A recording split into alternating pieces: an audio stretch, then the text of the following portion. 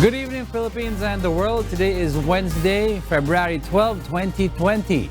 Join us for the next 45 minutes as we deliver today's top stories around the globe. I'm Angelo Castro III. We are also seen in 1,935 satellite monitoring centers nationwide and live via streaming worldwide through UNTV News and Rescue Facebook account and UNTVweb.com. I am William Theo. And here are the headlines. The World Health Organization declares an official name for the new coronavirus disease, as the first vaccine against the virus could be available in 18 months. Number of coronavirus cases in China drops as experts disagree over whether the coronavirus peak is near. Taiwan considers retaliatory measures against the Philippines over the travel ban. Authorities rescue a Taiwanese woman from illegal pogo operations who says her Chinese employer has a very powerful backer. The Armed Forces of the Philippines says it will increase military engagements with other allies to make up for the loss of the Visiting Forces Agreement. And exclusive, UNTV underwater drone inspects Manila Bay a year after the launching of its rehabilitation.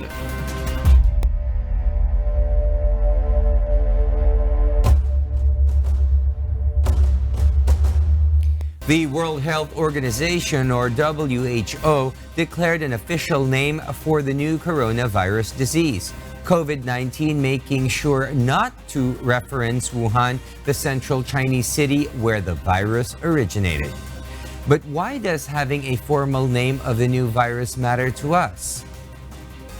Meanwhile, a global research and innovation forum was launched by the World Health Organization, or WHO, in Geneva, Switzerland, to mobilize international action in response to the novel coronavirus outbreak. The forum targets to identify the uncharted waters of the virus, prioritize research options, and coordinate global efforts to avoid duplication of research and speed up vaccine and medicine development. Stephanie Z details this report. The World Health Organization says the official name for the disease caused by the new coronavirus is COVID-19. Public health experts agree with the choice not to name the disease after a geographic region in China. Following the outbreak of the new coronavirus, there have been reports of xenophobic incidents and attitudes, particularly towards people of Asian descent. We had to find a name that did not refer to a geographical location, an animal, an individual or group of people, and which is also pronounceable and related to the disease. Having a name matters to prevent the use of other names that can be inaccurate or stigmatizing. The new name is taken from the words CO stands for corona, V for virus, and D for disease, while 19 was for the year as the outbreak was first identified on 31st December. The virus itself has been designated SARS-CoV-2 by the International Committee on Taxonomy of Viruses. There are now more than 42,708 confirmed cases across China. The number of deaths has overtaken that of the SARS epidemic in 2002 to 2003. On Monday, some 103 people died in Hubei province alone, a daily record, and the national death toll is now 1,017. No specific treatment or vaccine against the virus exists, but the WHO said it could be available in 18 months. For instance, the first vaccine could be ready in 18 months. So we have to do everything today using the available weapon to fight this virus, while preparing for the long term using the preparation for the vaccines. About 400 scientists were taking part in the two-day international meeting in Geneva, called to review how the virus is transmitted and possible vaccines against it. Participants will also discuss the source of the virus, which is thought to have originated in bats and reached humans via other intermediary species, such as snakes or pangolins. Dr. Ghebreyesus said there was still a realistic chance of containing the disease if enough resources were devoted to the fight. We have to use the current window of opportunity to hit hard and stand in unison to fight this virus in every corner. If we don't, we could have far more cases and far higher costs on our hands. And I don't think anybody wants that. The WHO chief also called on the world to fight the new virus as aggressively as possible. A virus can have more powerful consequences than any terrorist action. And that's true. And if the world doesn't want to wake up and consider this enemy virus as public enemy number one, I don't think we will learn from our lessons. Stephanie C., UNTV News and Rescue. China on Wednesday reported its lowest number of new coronavirus cases since late January, lending weight to a prediction from its senior medical advisor that the outbreak could be over by April. Kath Dumaraos explains why.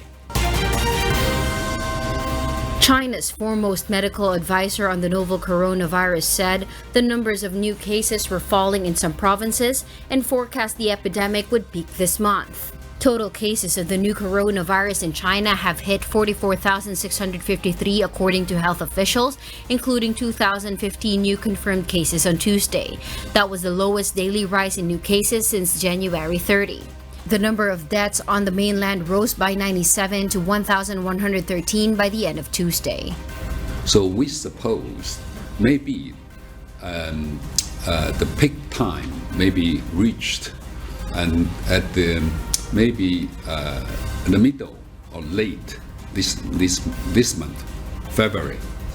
So in recent days in Wuhan, although in Wuhan still keep changing, but in other places like in the second is Guangdong, this province, and Zhejiang and some others, and the number of newly diagnosed patients is going down, gradually going down. China last week amended its guidelines on prevention and control of the coronavirus, saying that only when asymptomatic cases show clinical signs should they be recorded as a confirmed case. However, it is not clear if the government data previously included asymptomatic cases. China should set up a very strict law or stipulation saying so it's really banned to have to keep wildlife or eat wildlife. Global markets took heart from the outlook, but other international experts remain alarmed by the spread of the flu-like virus and said optimism could be premature. Hundreds of cases have been reported in dozens of countries and territories around the world, including one fatality in Hong Kong and another in the Philippines. The biggest cluster of cases outside China is aboard the Diamond Princess cruise ship quarantined off the Japanese port of Yokohama with about 3,700 people on board. Japanese officials on Wednesday said another 39 people had tested positive for the virus, bringing the total to 175. One of the new cases was a quarantine officer who had followed rules that required the wearing of a mask and gloves, but not a full protective suit, according to the Nikkei Business Daily, quoting the health ministry. Thailand said it was barring passengers from another cruise ship, MS Westerdam, from disembarking, the latest country to turn it away amid fears of the coronavirus, despite no confirmed infections on board. Kat Dumaraos, UNTV News and Rescue. The health department ascertains the incubation and quarantine periods are completed for 2 repatriates from Wuhan City being quarantined in Tarlac. Health officials also assure Filipinos they are ready for any case of local transmission of the novel coronavirus in the country. Aiko Miguel explains why. Yesterday, two repatriates, a 1-year-old male and 34-year-old female, were brought to Jose B. Lingad Memorial General Hospital in San Fernando, Pampanga, after manifesting symptoms of coronavirus, diarrhea, and abdominal discomfort. The health department reports the two repatriates have tested negative for the coronavirus disease 2019. The DOH explains diarrhea is an unusual symptom of the disease. The two have been sent back to the quarantine facility in New Clark City, Tarlac. So in this case, walang cough and fever tong two patients natin, two repatriates natin, but they had diarrhea, so they were brought to JB Lingad for assessment kung persons under investigation sila. Pero since the test came out negative, na alam naman natin negative sila, they're still returned to the New Clark City to complete the 14-day quarantine period para make sure lang tayo na yung incubation period makompleto na. Health workers check the repatriates' vital signs, body temperature, and condition 2 times a day to make sure they are not manifesting any symptoms. The DOH also explains all of those being quarantined in New Clark City who came from Wuhan are considered persons under monitoring or PUM until no symptoms are seen. Anyone manifesting symptoms will be brought to a health facility. One who tests positive for the novel coronavirus will be considered as patients under investigation or PUI. There are now 408 PUIs in the Philippines as of 12 p.m. today, according to the DOH. 238 are admitted and isolated in health facilities, 165 have been discharged, and 208 have tested negative for COVID-19. The number of confirmed 2019 nCoV cases in the country remains at 3. 240 of the PUIs are Filipinos, 98 are Chinese, 18 are citizens of America, others are citizens of Brazil, Great Britain, France, India, Italy, Japan, Korea, New Zealand, the Netherlands, and Taiwan. The government continues to implement preventive measures to avoid local transmission, especially that local transmission has been reported in our Asian neighbors like Singapore, Japan, Vietnam, Thailand, Hong Kong, and South Korea. Germany, France, and Australia have also reported local transmission. Should there be local transmission in the country, the DOH will implement the protocol followed in other countries.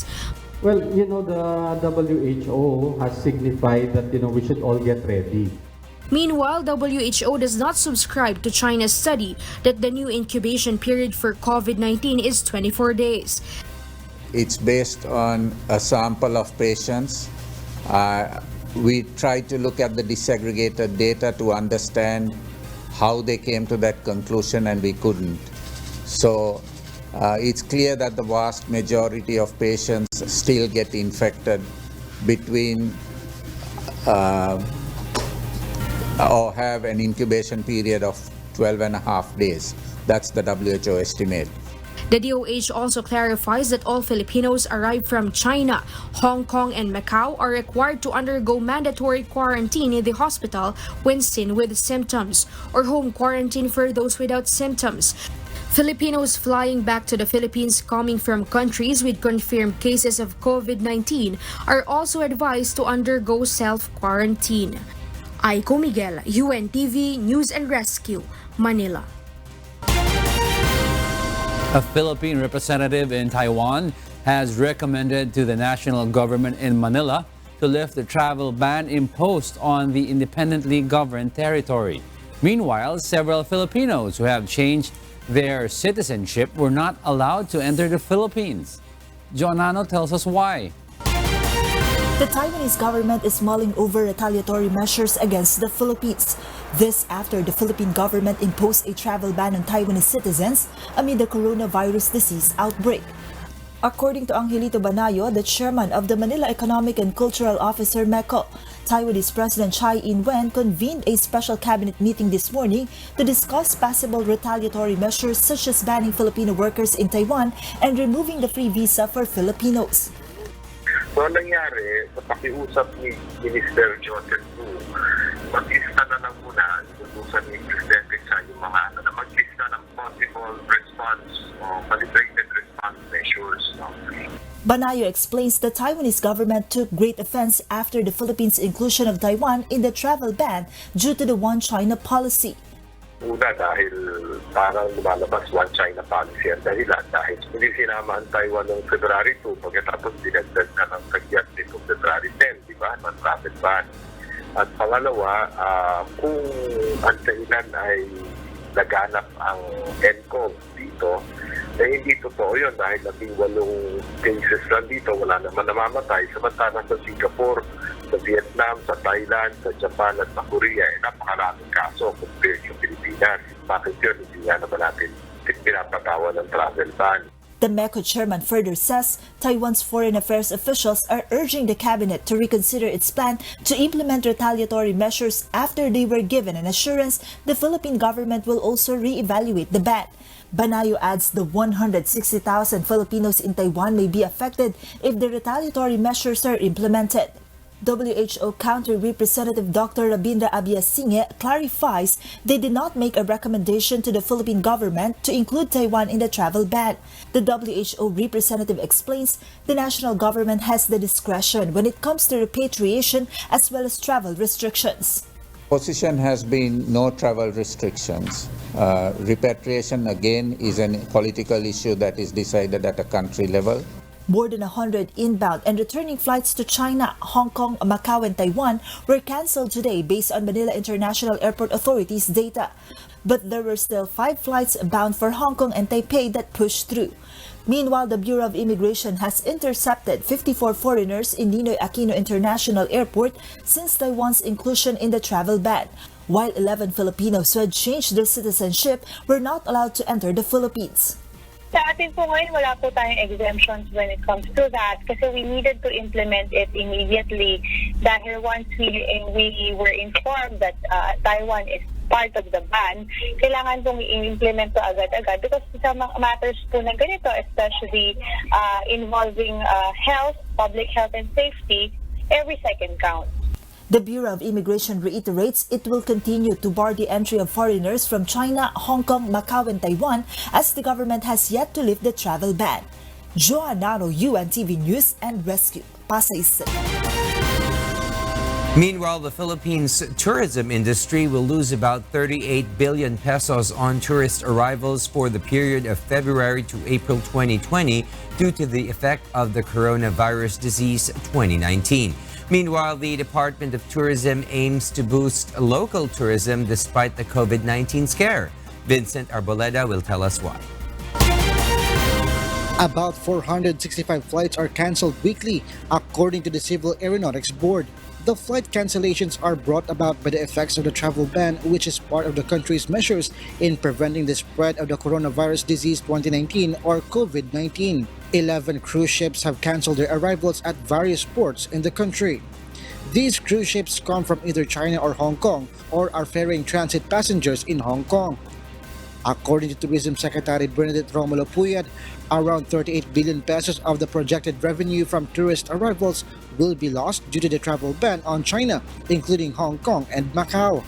The amount may reach 42.9 billion pesos if Taiwan is included. The Tourism Department is now inclined to boost local tourism and urge Filipinos to travel and visit the different tourist destinations in the country. Secretary Puyat says the private sector has committed to create more value-added packages while accommodation establishments will lower hotel rates. Airline companies will also drop their prices for domestic flights. We would like to assure everyone that it is safe to travel within the country. Systems and protocols are in place to safeguard the well-being of our travelers. No less than President Rodrigo Duterte will join a tour set by the DOT. He pledged his support to this endeavor as he will travel with us around the country to help promote our destinations. The National Economic Development Authority advised authorities to allay the fears caused by the COVID-19 outbreak to ensure the success of the campaign. But we think that it's also important na magkaroon muna nung siguro mga 2 weeks, 3 weeks muna ng lag muna, and then yun na yung domestic tourism promotion. Vincent Arboleda, UNTV News and Rescue, House of Representatives. A patient under investigation for 2019 novel coronavirus in Bicol is suffering much stress. However, she stays positive that she will recover after the quarantine period. Alan Manansala details why. Some relatives of a patient under investigation being quarantined in a hospital in Region 5 are now experiencing discrimination. Melissa, who has just returned to the Philippines from a vacation in Hong Kong, together with some family members, shares that a rumor has been circulating in her child's school campus. Her daughter is undergoing self-quarantine at home. Tulad nga po kanina, nabalitaan ko nga po, ang balita po pala doon sa school, dinampot na po yung anak ko ng ambulansya sa school. Sabi ko naman po, paano dadaputin ng ambulansya? Hindi nga pumapasok yung anak ko. Now, Melissa is worried about such wrong information spreading in their place. This has also affected her blood pressure. Kasi pag nai-stress po ako, tumataas po yung aking BP. Tulad po kanina, bago po ako maligo, tumawag po ako ng nurse kasi masama po yung aking pakaramdam. Tumas po pala yung aking BP. Kasi na-stress na po ako. Kasi wala na pong balitang dumadating sa akin na discrimination din sa amin, sa aking anak. Nag-worry kami kasi parang ang labas may discrimination na. So, ang paghiling lugod sa muya ay yung mga virus. Pakaabot ko, sasabihin sa'yo, baka may dala kang virus. Di ba, nakakasakit din ng damdamin. Department of Health Region 5 clarifies they do not release any details on the cases they are monitoring to prevent discrimination. Hindi tayo magre-release ng information kasi yun na nga, ayaw nating magkaroon ng gulo, maiwasan natin yung pagkakaroon ng mga pwedeng discrimination, pwedeng yun, di ba, pandirihan, kahit anong convince mo na wala na nga siyang sakit or negative naman na siya, pero dahil parang na-label siya, nag-ano lang tayo ng kaya as much as possible di kami nagre-release ng ganung mga information, more on ano lang kami, numbers lang. Melissa, who has been in quarantine for 4 days after showing symptoms of coronavirus infection, is just thankful her well-being is prioritized in the quarantine area. The health workers also make sure that Melissa does not skip her meals. Tapos ito naman po yung aking pangmerienda po mamaya. Melissa awaits today the results of the laboratory test on her samples. If she tests negative for 2019 nCoV, she will be allowed to return home tomorrow. Alan Manansala, UNTV News and Rescue, Legazpi City, Albay. Welcome back. The Armed Forces of the Philippines believe the termination of the Visiting Forces Agreement will not cause huge loss to the country's defense capabilities. Meanwhile, the Secretary of the U.S. Department of Defense believes the move is unfortunate. Arlene Delgado tells us why. The Armed Forces of the Philippines maintains its support to the decision of President Rodrigo Duterte to terminate the Visiting Forces Agreement or VFA with the U.S.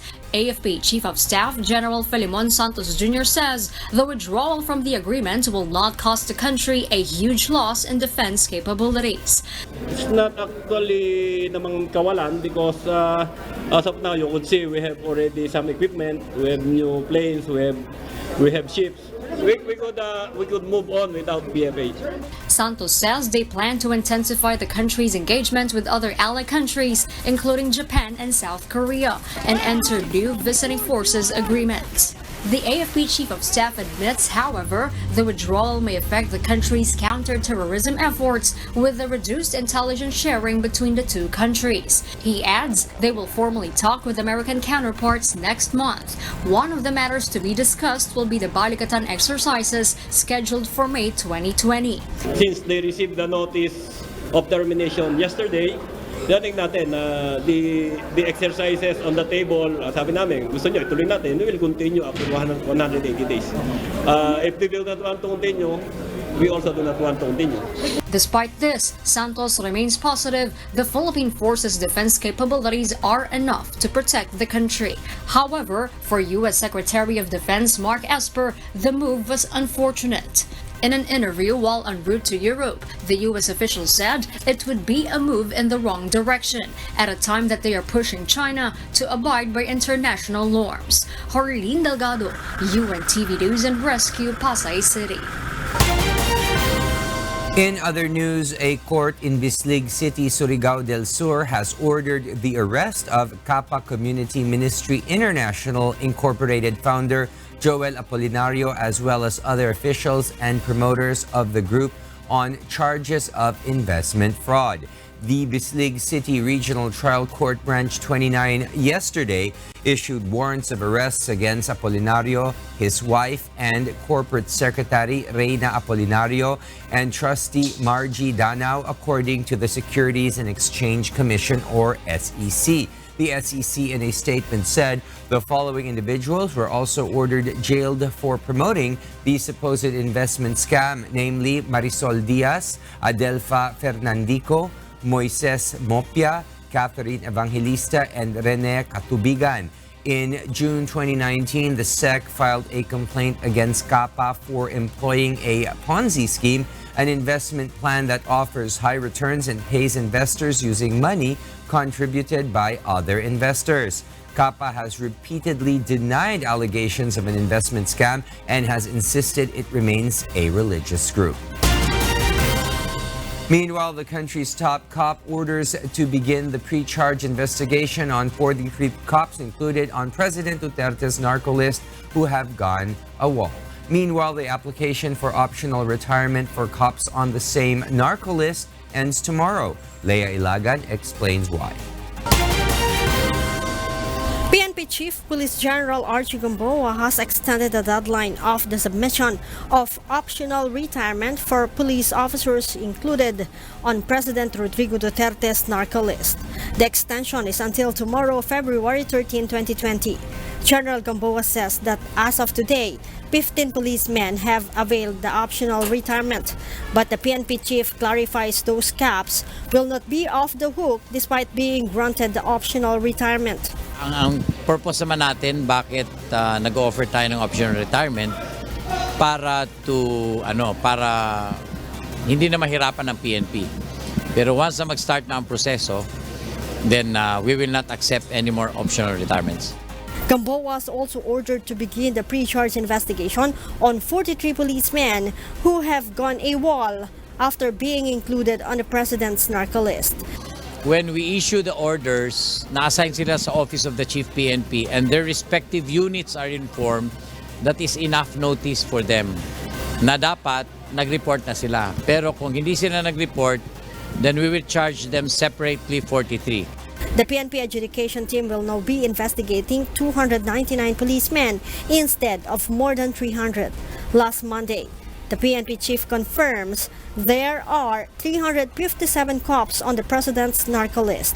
2 of them are one-star generals. Leia Ilagan, UNTV News and Rescue, Camp Crame.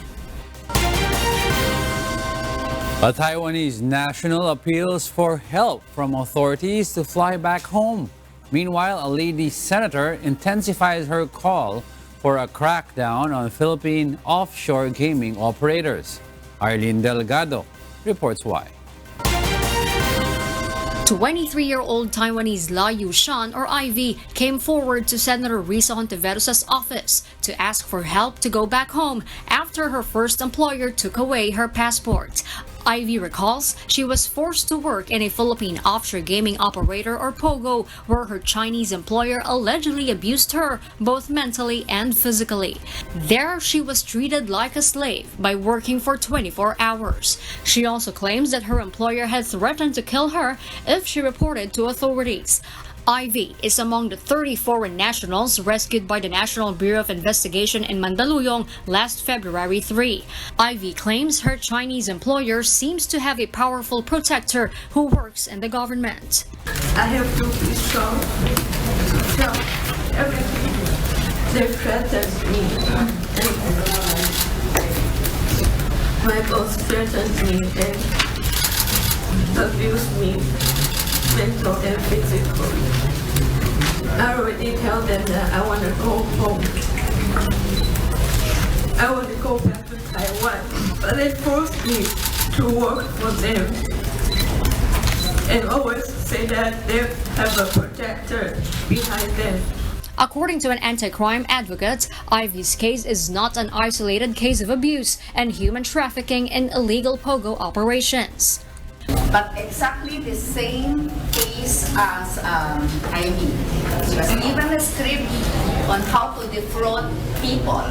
It's a pogo place, but then more than that, there is a cyber fraud division where they are given a script on how to entice people to invest. There is a very powerful government people who calls Michael Young.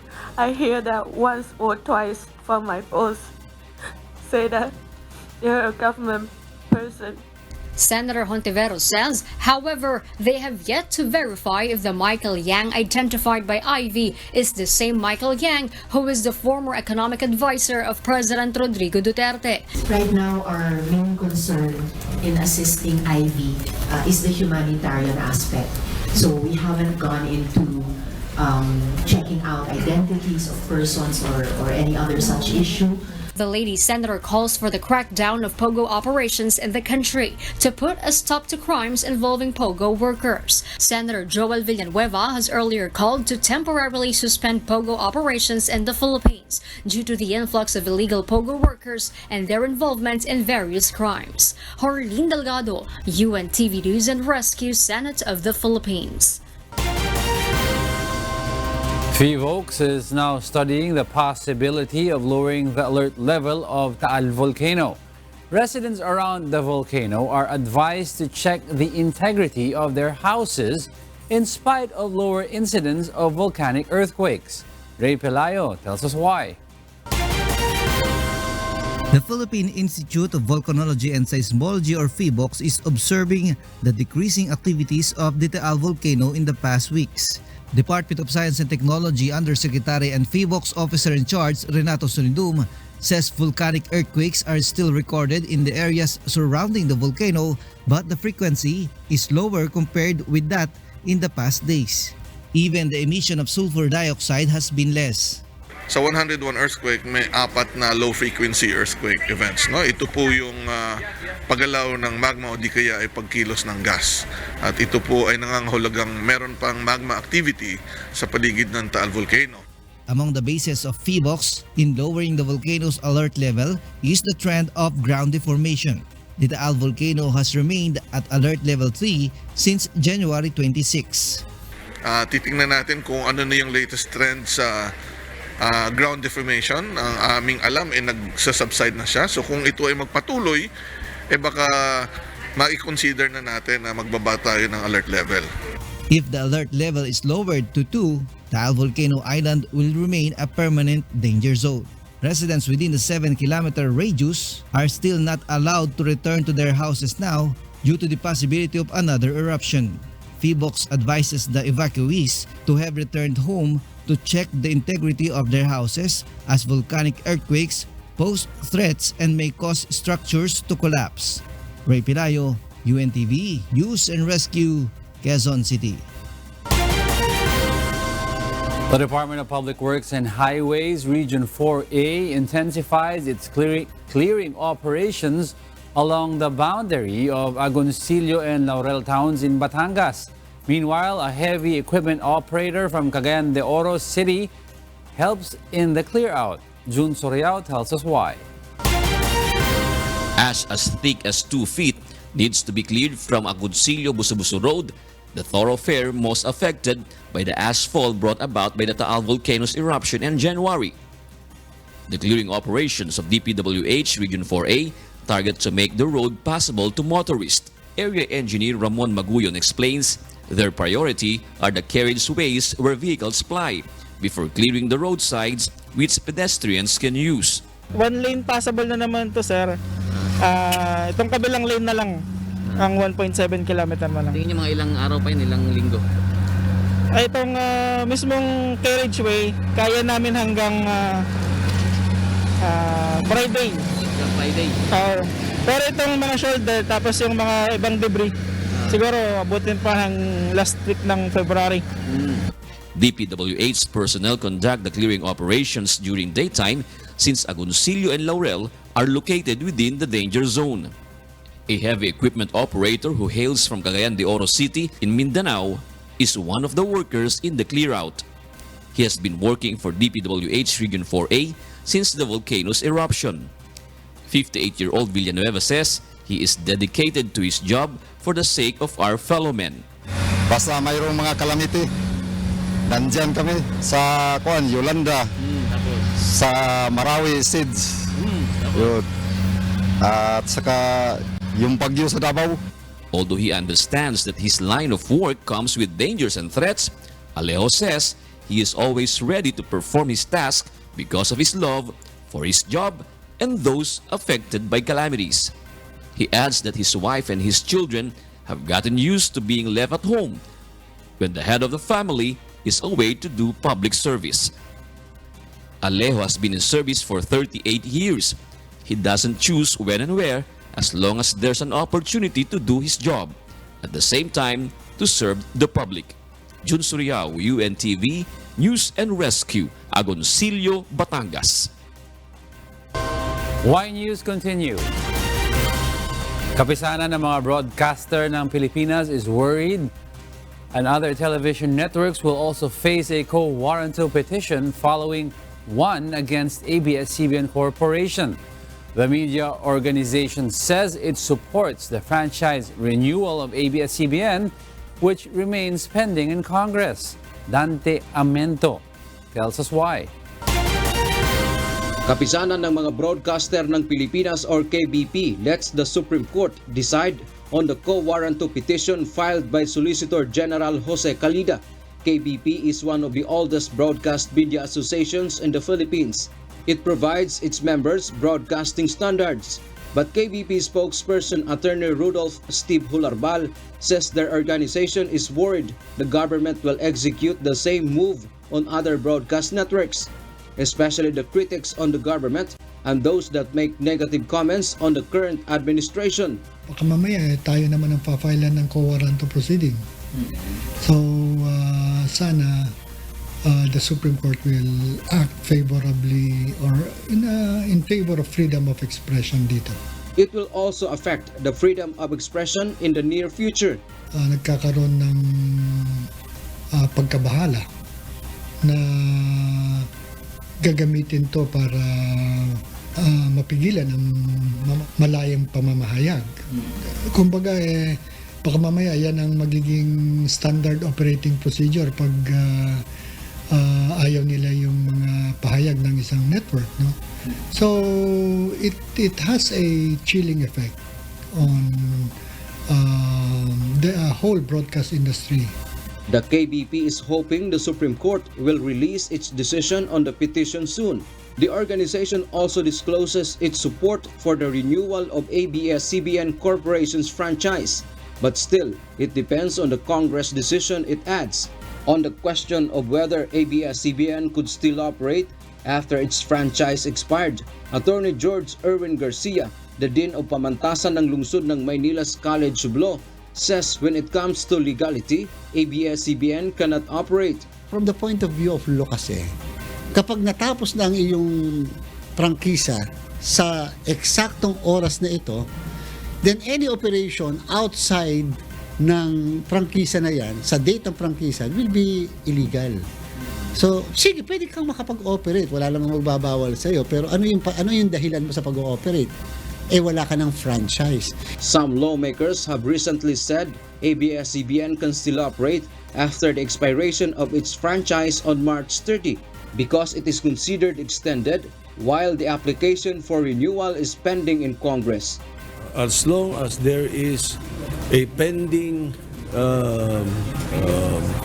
franchise or pending bill for extension of franchise, they are deemed extended. Dantiamento, UNTV, News and Rescue, City of Manila.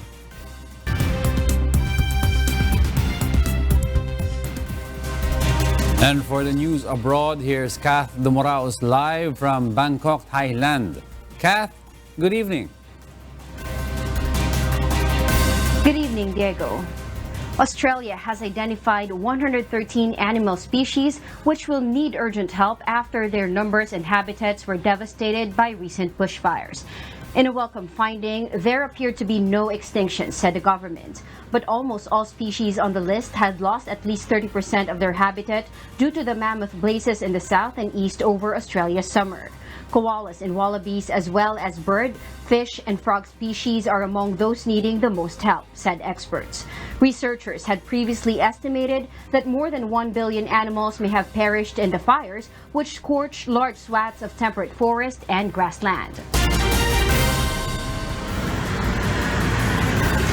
Switzerland is probing news reports that the U.S. Central Intelligence Agency and West Germany spy service used a Swiss company's encryption technology to covertly crack other nations' top-secret messages. Meanwhile, U.S. Senator Bernie Sanders won the New Hampshire Democratic presidential primary in a narrow victory that ensures the race to challenge President Donald Trump this November will remain heated. Beverly Saison details this report. In the USA, Bernie Sanders narrowly won New Hampshire's Democratic presidential primary on Tuesday, solidifying his front-runner status in the nominating race and dealing a setback to moderate rival Joe Biden, who appeared likely to finish a disappointing fifth. Sanders, a progressive senator from neighboring Vermont, fended off attacks from rivals who warned his far-left views would lead the party to defeat in the November 3rd election against Republican President Donald Trump. Moderate Pete Buttigieg, the 38-year-old former mayor of South Bend, Indiana, was in second place after edging out Sanders in last week's chaotic and disputed first nominating contest in Iowa. Both campaigns have asked for a partial recanvass of the Iowa results. It was also a good night for Senator Amy Klobuchar, who rode a wave of momentum from a strong debate on Friday into an apparent third-place finish. Biden, the former vice president who was once the front-runner in Democratic race, limped to his second consecutive poor finish after placing fourth in Iowa. He is certain to face growing questions about his campaign's viability and his ability to consolidate moderate support against the surging Buttigieg and Klobuchar. I speak for every one of the Democratic candidates is that no matter who wins, and we certainly hope it's going to be us, we are going to unite together. We are going to unite together and defeat the most dangerous president in the modern history of this country.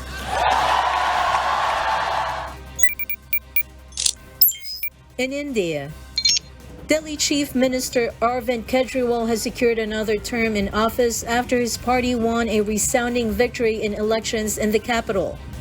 Voters overwhelmingly backed the Aam Aadmi Party, or AAP, in an election which pitted them against India's governing Bharatiya Janata Party, or BJP.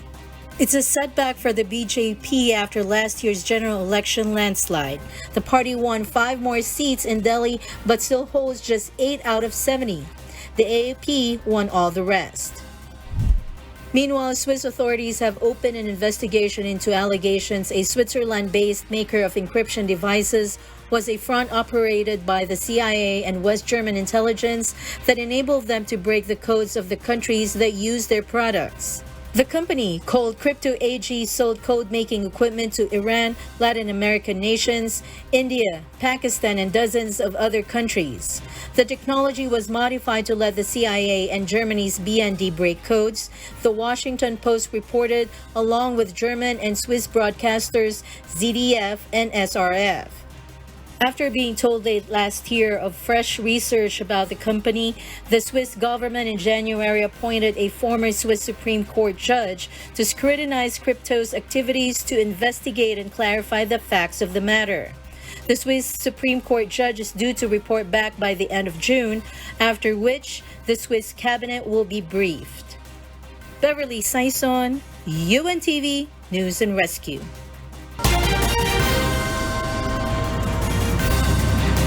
And those are the news from the other parts of the globe. Back to you, Diego. Thank you, Kath Dumaraos, reporting live from Bangkok, Thailand.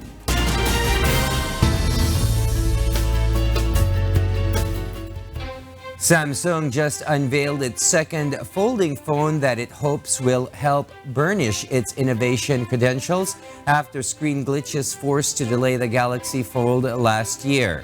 Here's Stephanie C. to tell us why. Samsung Electronics on Tuesday unveiled a foldable smartphone shaped like a large makeup compact and put 5G mobile network capabilities into all of its other flagship devices as it strives to retain the mantle of biggest global phone company. The Z Flip with folding glass starts at a large square when closed and expands to look like most smartphones. It will start at $1,380 and be available from Friday in purple, gold, and black. Last year's Galaxy Fold, a larger unit that folds like a book and was panned for its construction, had a plastic screen. I think foldables are an exciting new category. They're totally different.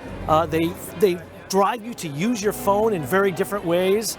And I think people are actually going to really like it. They're not going to like the price point, and that's a challenge. Samsung announced a Galaxy S20 phone starting at $999 and available in March, which will have the 5G option. The Z Flip, however, is a 4G phone. It moved rear camera lenses of the new Galaxy S20 devices, which compete head-to-head with iPhones, into a squarish black panel, bringing cameras closer to the design of the iPhone 11 series. The device also shoots so-called 8K video. I think the camera battles in smartphones are absolutely back. And clearly we saw as much time and attention focused on the camera for this phone as we did any other feature at all. And that shows you the emphasis that Samsung's placed on it, and I think it shows you where the market is. They see from their own research and knowing their own customers how people are using their devices and the quality of the camera and the things the camera can do and the camera features. Samsung's second attempt at a folding phone after a delayed rollout last year comes as the South Korean firm fends off its traditional rival in the premium smartphone market, Apple Incorporated, along with ascendant Chinese makers such as Huawei that have eaten into its sales in China and Europe. Analysts see the folding screen as a nod to fashion-focused consumers, while the 5G phones aim to give Samsung technology bragging rights over Apple. Stephanie C., UNTV News and Rescue. An environment official brings good news that the coliform level in Baseco Beach has gone down. Meanwhile, the government its efforts to rehabilitate the Manila Bay. Bernard Dadis reports why, exclusive. A series of clean-up drives have been conducted since President Rodrigo Duterte signed Administrative Order No. 16, which creates the Manila Bay Rehabilitation Task Force on February 19 last year. The government has also shut down establishments near Manila Bay which dump wastewater. It was the same month when, for the first time in Philippine media, UNTV used its underwater drone to view the situation of the water of Manila Bay in Rojas Boulevard area. The government continues cleaning activities at the Manila Bay until today. Those includes desilting and dredging. After 1 year, UNTV once again visited Manila Bay along Rojas Boulevard in Pasay City. Using a more powerful underwater drone with the capability to dive as deep as 500 feet, it can be seen there are no significant changes in the water quality. But there is less garbage beneath Manila Bay. The UNTV underwater drone also caught fish and anemones. The UNTV news team also went to Baseco Beach, previously known as Baseco Dam Site, before the rehabilitation program started. Various forms of garbage like plastics and foils can be seen floating underwater. The drone video also shows a crab in the water. Based on the underwater drone shot, the water quality in the Baseco Beach has not much changed, but the fecal coliform level has drastically changed, according to Environment Secretary Benny Antiporda. 3 drainage outfalls are located along Rojas Boulevard. The Padre Faura outfalls, previous record of 7.21 million most probable number per 100 milliliter has gone down to 920,000. As for the Raha Suliman or Remedios drainage outfall from 35 million, the coliform level has decreased to 11 million, while the coliform level in the Manila Yacht Club drainage outfall has decreased by about 50% from 110 million. Ang coliform level po dapat ho hindi lalagpas ng 100 most probable number per milliliter, per 100 milliliter, no po? But sad to say, yung sa atin billion. Would you imagine that kahit naman ho sino makakita, ang iisipin ay hindi ito kayang linisin pa o gamutin. Pero ngayon po ay 33,000 na lang po dito sa may parte ng Paseco Beach. Undersecretary Antiporda believes that if the government succeeded in rehabilitating Boracay Island, it will also accomplish its goal to improve Manila Bay. Not only through the government efforts, but also with help from the community. These are things that are what we so-called impossible before, pero posible pala sa tulong na rin ng taong bayan.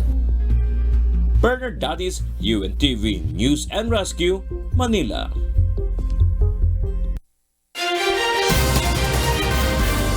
Those are the reasons behind the news. I am William Theo. And I'm Angelo Castro III. Because we need to know, we will always ask why. Good evening.